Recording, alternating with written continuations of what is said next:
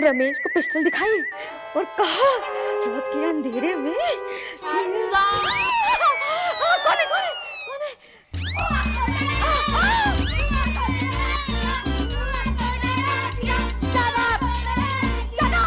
शशि, क्या हो रहा है यहाँ पे?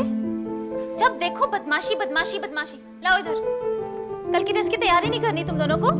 चलो अपने कमरे में। बहुत तंग करते हैं मुझे लड्डू खा के। हाँ। चलो। सारी मैगजीन्स इधर उधर बिखेर रखी है। अनीता बहू, वो तो अच्छा हुआ तू आ गई टाइम से, नहीं तो इन बच्चों ने तो मुझे डरा के खत्म ही कर दिया था। अनीता पुत्र, तू बड़ी सोहनी है, तू बड़ी प्यारी है और तेरे जैसा ख्याल तो कोई नहीं रखता इस घर का। तूने इस घर को कितनी अच्छी तरह संभाला हुआ है लड्डू खा के। अगर तू इस घर में नहीं होती तो पुत्र ये घर घर नहीं होता लड्डू खा के। क्यों बेकार में तारीफ कर रही हो बुआ? मैं किसी गैर के घर का थोड़ी अपने घर का ख्याल रखती हूँ। ओहो पुत्र, ये तो तेरा बड़प्पन है लड्डू खा के। मगर क्या मुझे पता नहीं, मुझे दिखाई नहीं दे रहा? तेरी तो कदर ही नहीं हो रही इस घर में जितनी होनी चाहिए लड्डू खा के। हाँ, क्या बात कर रही हो बुआ?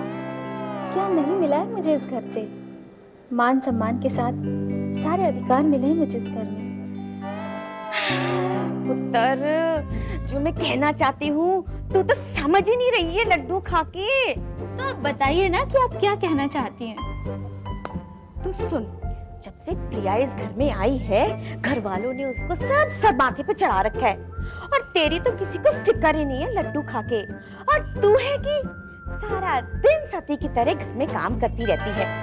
बुआ जी, प्रिया पर जो मुसीबतों का पहाड़ टूट पड़ा है ना, उसमें उसे पूरे परिवार के सहारे की जरूरत है और ऐसे में उसे अकेला नहीं छोड़ा जा सकता ना। आए हाय, तो मैं कब कह रही हूँ उसको अकेला छोड़ो, मगर साथ तो उसका देना चाहिए ना जो तेरा भी साथ दे।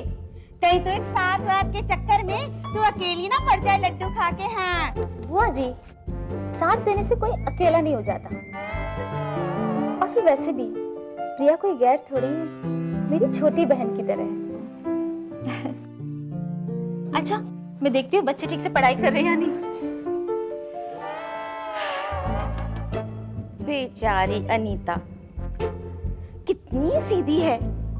ओहो, अब तक तो अकेली थी तो सब ठीक था, मगर अब प्रिया के आने से हर चीज प्रिया को मिलेगी।